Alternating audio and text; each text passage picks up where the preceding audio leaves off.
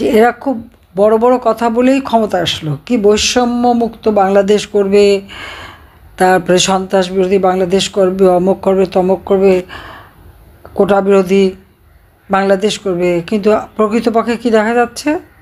এগুলি সবই ছিল ভাওতাবাজি, ধোঁকাবাজি, মানুষকে বিভ্রান্ত করার জন্য। আদৌ তো ওরা সব তো বিশ্বাসই করে না।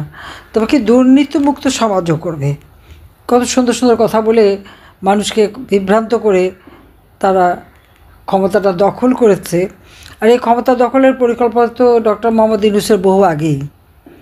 কারণ দেশটাকে বেচে দেওয়া, দেশের সম্পদ অন্যের হাতে তুলে দেওয়া এবং নিজের ক্ষমতা কক্ষিগত করা, সংবিধান লঙ্ঘন করে অবৈধভাবে ক্ষমতা দখল করে আচ্ছা ক্ষমতায় বসার পরে তার আসল রূপটা চোখে পড়ছে। এখন মানুষ দেখতে পাচ্ছে যে সে জিনিসটা কী। এটা সকলের কাছে এখন মানে এরকম একটা জঙ্গিবাদী সন্ত্রাসী লোক আর কয়টা দেখা যায়? আওয়ামী লীগের নেতা কর্মীদের মানে কিভাবে শেষ করবে? ক্ষমতা আসার পরেই সেই পদক্ষেপ নিয়েছিল। এখন তৃণমূল থেকে শুরু করে আমাদের ইউনিয়ন, উপজেলা, জেলা সমস্ত নেতাকর্মীদের তালিকা করা, তাদের আত্মীয় স্বজন থেকে শুরু করে সবাই তালিকা করে আজকে একে একে সকলকে নিঃস্ব করে দিচ্ছে। শুধু যে হত্যা করছে তা না, সেই সাথে সাথে এক একটা পরিবার তাদের রুজি রোজগারের সব পথ বন্ধ করে দিয়ে তাদেরকে অর্থনৈতিকভাবে পঙ্গু করে দিচ্ছে। আর সেখানে বিএনপি আছে কি তাহলে? বিএনপি, ছাত্রদল, শিবির এরা মিলে শুধু লুটপাট, চাঁদাবাজি। এরা দুর্নীতি বন্ধ করবে? যে হারে চাঁদাবাজি করে যাচ্ছে, আজকে এক একটা মানুষকে ধরবে, সাথে সাথে তাদের চাঁদা দাও, মোটা অঙ্কের চাঁদা দিতেই হবে। চাঁদা না দিলে ছুটকেরা পাবে না, ছুটকারা না পাওয়ার কোনো সুযোগই নাই। এটাই হচ্ছে সবথেকে দুর্ভাগ্যের বিষয়। আজকে ঘর বাড়ি, মাছের খামার, হাঁস মুরগি খামার, মানে এমনকি ঘরে যদি গরু থাকে গরু বা গরু খামার, ব্যবসা বাণিজ্য, মোটর সাইকেল, যা কিছু আছে সব ধ্বংস করবে, দোকানপাট সব কিছু লুটপাট করবে, জিনিসপত্র লুটপাট করবে, এটাই তাদের কাজ। এবং এই যে লুটপাট করে তাদের যে আনন্দ, অন্যের সম্পদ কেড়ে নিয়ে কি আনন্দটা পাচ্ছে, অন্যের ঘরবাড়ি জ্বালিয়ে পুড়িয়ে ধ্বংস করে দিয়ে তাদের এত উল্লাস কেন? আমি আমাদের নেতাকর্মীদের একটা কথাই বলবো, শুধু নালিশ করে আর করে বসে থাকলে হবে না। যারা এই ধরনের হামলা, লুটপাট, ধ্বংস, অগ্নিসন্ত্রাস করে যাচ্ছে, সমানভাবে তাদের জবাব দিতে হবে। আমাদের বাংলাদেশটা স্বাধীনতা অর্জন করেছে কিন্তু গেরিলা যুদ্ধের মধ্য দিয়ে। ওদের কাছে প্রশাসন, আর্মি সব কিছু তারা, এবং প্রকাশ্য অস্ত্র নিয়ে তারা ঘোরে, মব ভায়োলেন্স করে যাচ্ছে কিন্তু মুসলিম সন্ত্রাসী গ্রুপ ইউনূসের, যেখানে জামাত, শিবির, BNP, Hizb ut Tahrir, Lashkar-e Taiyaba আর বিভিন্ন ধরনের এই জঙ্গি গ্রুপ কিন্তু জনগণকে জড়িয়ে দিচ্ছে। সাধারণ মানুষ তো এরকম না, তাদের একসঙ্গে বিভ্রান্ত করেছে, এটা ঠিক। আওয়ামী লীগ কখনো প্রতিহিংসা রাজনীতি করে না। তাই যদি করতো 2001 সালে যেভাবে অত্যাচার নির্যাতন করেছিল, কই আমরা এসে তো প্রতিশোধ দিতে যাইনি। আমি সবাইকে বিরত করেছিলাম, বলেছিলাম যে তোমরা ধৈর্য ধরো, আমরা আগে দেশের উন্নতি করি, মানুষের ভাগ্য পরিবর্তন করি, মানুষের আর্থসামাজিক উন্নতি করেই আমরা তাদের মন জয় করি, আমরা বারবার ক্ষমতা আসতে পারবো। এবং সেটাই হয়েছে, আমরা সেভাবেই ক্ষমতা এসেছি। আওয়ামী লীগ তো কখনো নির্বাচন ছাড়া ক্ষমতায় আসেনি। এত অপপ্রচার আমাদের বিরুদ্ধে, এত মিথ্যে কথা বলেছে, মানে একেবারে পচিয়ে ফেলা। তারপরেও সাধারণ মানুষ এখনও আওয়ামী লীগকেই তো ভালোবাসে। আওয়ামী লীগের সবাই নাকি দুর্নীতিবাজ। তাই আমি প্রশ্ন করি যে 15 বছর 7 মাস আমরা একটানা ক্ষমতায়, ঠিক আছে, কত টাকা দুর্নীতি আমরা করেছি? আমি নাকি টাকা পাচার করেছি, কোথায় পাচার করলাম সেটা কি খুঁজে পেয়েছে, বের করতে পেরেছে, পর্যন্ত বলতে পেরেছে? আমরা কেন করতে যাব? আমার দেশের সম্পদ দেশে থাকবে, দেশের মানুষের জন্য, মানুষের কল্যাণে কাজ করব। আমরা টাকা পাচার করে কি করব? কিন্তু মিথ্যা অপবাদ সব জায়গায় ছড়িয়ে বেড়াচ্ছে, কিন্তু আজ পর্যন্ত তো একটাও দেখাতে পারলো না। কিন্তু আমরা তো ডক্টর মোহাম্মদ ইউনূসের পাচার করা টাকা কোথায় কোন সম্পদ আছে সেগুলি তো আমরা পেয়েছি। 6,000 টাকা বেতনের এমডির চাকরি করতো গ্রামীণ ব্যাংকে। গ্রামীণ ব্যাংকটাকে কিন্তু গ্রাস করে খেয়ে ফেলেছে। ভাবখানা যে এটা তার সম্পদ, তার পৈতৃক সম্পদ। গ্রামীণ নামটা বেছে বেছে সব জায়গায় দিয়ে পয়সা বানাচ্ছে। তাছাড়া 6,000 টাকা বেতনের কর্মচারী সে এত হাজার হাজার কোটি টাকার মালিকটা হলো কীভাবে, সেটাই আমার প্রশ্ন। আর তার ক্ষমতা আসার জন্য তার মেটিকুলাস ডিজাইনের মাধ্যমে একে এক আমার আওয়ামী লীগের নেতাকর্মীদের হত্যা, মেরে পা বেঁধে ঝুলে রাখা, পুলিশ মেরে ঝুলিয়ে রাখা, পুলিশকে পিঠে পিঠে হত্যা।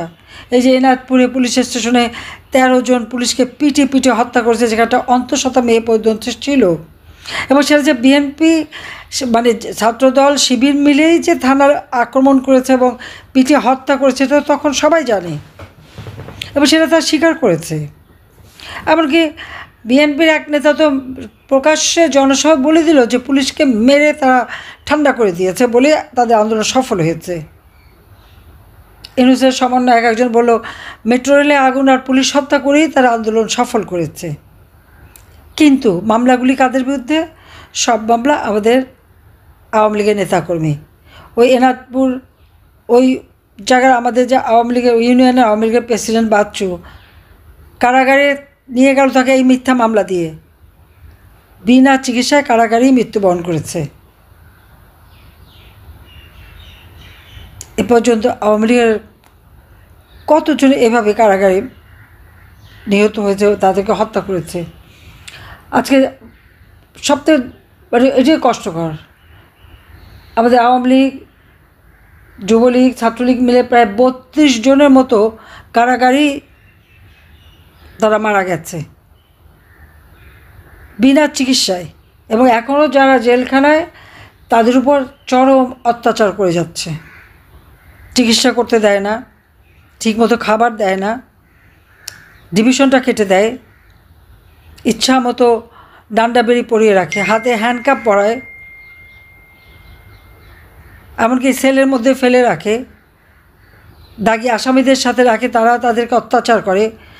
কি ছেলে কি মেয়ে, আমাদের আওয়ামী লীগের অনেক এবং যুব মহিলা লীগের বহু নেতাকর্মী তাদের উপর এই অত্যাচার নির্যাতন চালিয়েই যাচ্ছে। তো আমি এটাই বলবো যে এই যে অত্যাচার নির্যাতন আজকে চলছে, আমি ধন্যবাদ জানাই আমার আওয়ামী লীগ নেতাকর্মীদের যে সব হারিয়েও তারপরে মনোবলটা যে ঠিক আছে, এটাই হচ্ছে আমাদের আওয়ামী লীগ। আমাদের কারোই কিছু নেই, ঘর বাড়ি সব কিছু লুটপাট করে সব তুলে নিয়ে আগুন দিয়ে পোড়ানো, সেই সুধা সদন থেকে শুরু করে আমাদের তো সব গেছে। কিন্তু সেজন্য আমার তো কোনো দুঃখ নেই যে আমার আওয়ামী লীগের অগণিত নেতাকর্মীরা তো সব হারিয়েছে। দীর্ঘদিন তিল তিল করে গড়া সংসার একদিনে ধ্বংস, সংখ্যালঘু সম্প্রদায় একইভাবে নির্যাতিত। শুধু হিন্দুদের তো না, হিন্দু, বৌদ্ধ, খ্রিস্টান কাউকে ছাড়ে নাই। এমনকি আমাদের পীর মাশায়েখ, সুফিবাদী দরগা শরীফ, মসজিদ, সেগুলোও তারা আক্রমণ করেছে। আজকে যারা আমাদের ছেলেমেয়েদের পড়াশোনা করতে দিচ্ছে না, আমি বলবো যে এর জন্য ঘাবড়াবার কিছু নেই, দিন ফিরে আসবেই, এটা আমার দৃঢ় বিশ্বাস, নইলে আমি বাঁচতাম না। 15ই আগস্ট তো বাবা মা ভাই সব হারিয়েছি। ছোট রাসেলকে পর্যন্ত বাঁচতে দেয়নি, তাদের তো একটাই মাথায় ছিল যে ওই রক্তের কেউ যেন না দাঁড়াতে পারে। ঘটনাচক্রে আমরা 2 বোন বিদেশে ছিলাম, বেঁচে যাই। বাপ মা ভাই সব হারিয়ে সেই হারাবার বেদনা সম্বল করেই বাংলাদেশে ফিরে এসেছিলাম, শুধু একটা লক্ষ্য সামনে নিয়ে যে এদেশের মানুষের ভাগ্য পরিবর্তন করবার জন্য সারাটা জীবন আমার বাবা জেল জুলুম অত্যাচার সহ্য করেছেন। দুঃখী মানুষের মুখে তিনি হাসি ফোটাতে চেয়েছিলেন, মানুষের জীবনমান উন্নত করতে চেয়েছিলেন, দেশের স্বাধীনতা সুফল জন্য মানুষের ঘরে পৌঁছে সেই ব্যবস্থা করতে চেয়েছিলেন। আমি তো সেটা করে দিয়েছিলাম। এখন আবার আওয়ামী লীগ সমস্ত কার্যক্রম নিষিদ্ধ, আওয়ামী লীগের বিচার করবে। আমার বিচার, আমি একে হত্যা করেছি, একটাও প্রমাণ দেখাতে পারবে? দেখাতে পেরেছে? তার বলছিল এটা সরাসরি ব্রডকাস্ট হবে, সাক্ষীদের কথা তো ব্রডকাস্ট করতে দেয়নি। আবু সাইদ সারা বিশ্ব জানে বুক পেতে গুলি নিল, আর তার বাবা কোর্টে উঠে বলল মাথার পিছনে গুলি। ঠিক একইভাবে যাদেরই সাক্ষী নিয়েছে, ইউনূস ক্ষমতায় আসার আগে বলল আমি কিছুই জানতাম না, আমাকে তো ছাত্ররা ধরে নিয়ে আসলো, আমি তো প্রাইসে ছিলাম, আমাকে নিয়ে এসে পথে বসাবে, কী পদে বসালো, পথে না পদে বসালো। হ্যাঁ, উনি পদে বসছেন, দেশটাকে পথে বসিয়েছেন, কিচ্ছু জানে না। কিন্তু সাক্ষী দিতে গিয়ে তার এক সমন্বয় কী বলল, 4 তারিখেই তাদের সরকার গঠন করার কথা। এটা তো সম্পূর্ণ রাষ্ট্রদ্রোহী। আমরা জনগণের ভোটে নির্বাচিত সরকার, আর তারা ক্ষমতায় উড়ে এসে জুড়ে বসলো অবৈধভাবে সন্ত্রাস জঙ্গিবাদ। যত সন্ত্রাসী জঙ্গিদের ছেড়ে দিয়েছে, ছেড়ে দিয়ে তাদেরকে নিয়েই তার চলা। 21 আগস্ট গ্রেনেড হামলার যারা সাজাপ্রাপ্ত আসামি, হলি আর্টিজেনের সাজাপ্রাপ্ত আসামি থেকে শুরু করে যত সন্ত্রাস জঙ্গি, তাদেরকে নিয়েই আজকে দেশটাকে জঙ্গি রাষ্ট্রে পরিণত করেছে। আর দুর্নীতিটা তো একেবারে এখন খোলামেলা, এক একজনের অর্থ সম্পদ যে পরিমাণে বাড়লো। আর এদিকে আমাদের আওয়ামী লীগের নেতাকর্মী তাদের কারাগারে রেখে আজকে চিকিৎসা করতে দেয় না, বিনা চিকিৎসায় মারা যায়। শারীরিকভাবে তো অসুস্থ হলে তারা কোনো রকম সহযোগিতা করে না, মনোজের জেলে রেখে রেখে রেখে শেষ করে দেবে।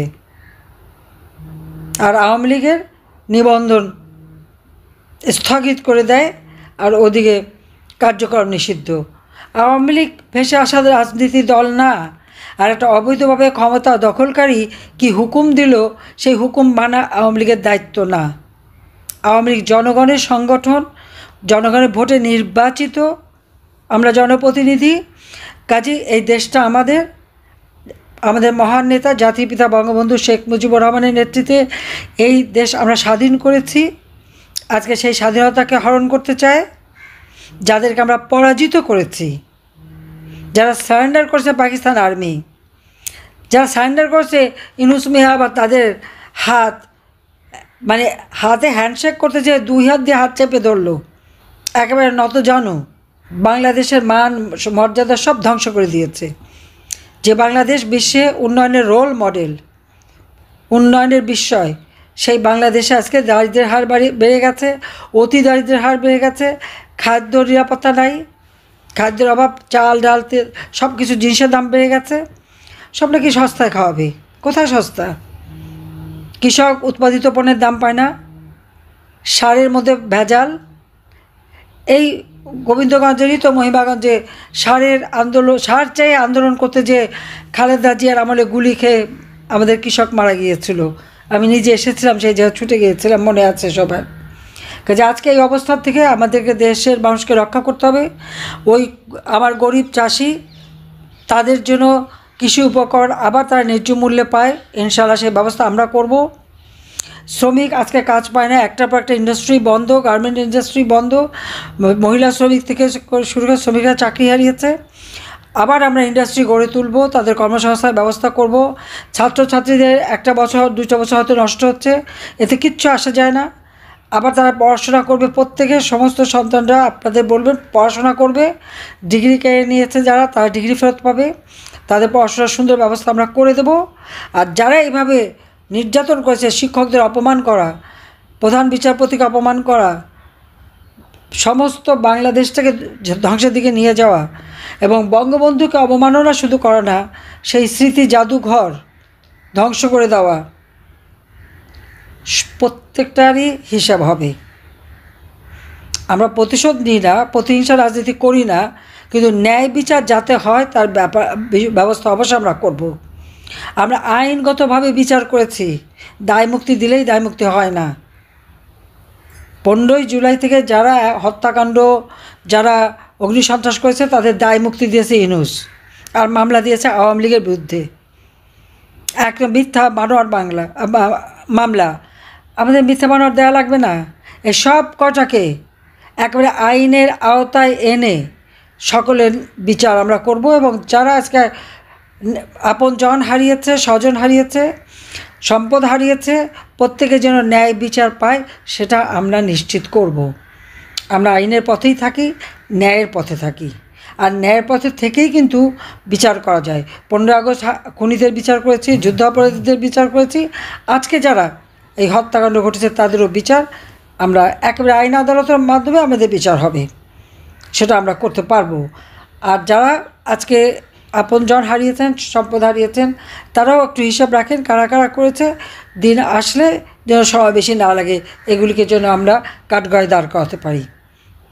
ইনশাআল্লাহ জয় জনতার হবেই, কারণ আমরা জনগণের শক্তিতে বিশ্বাস করি।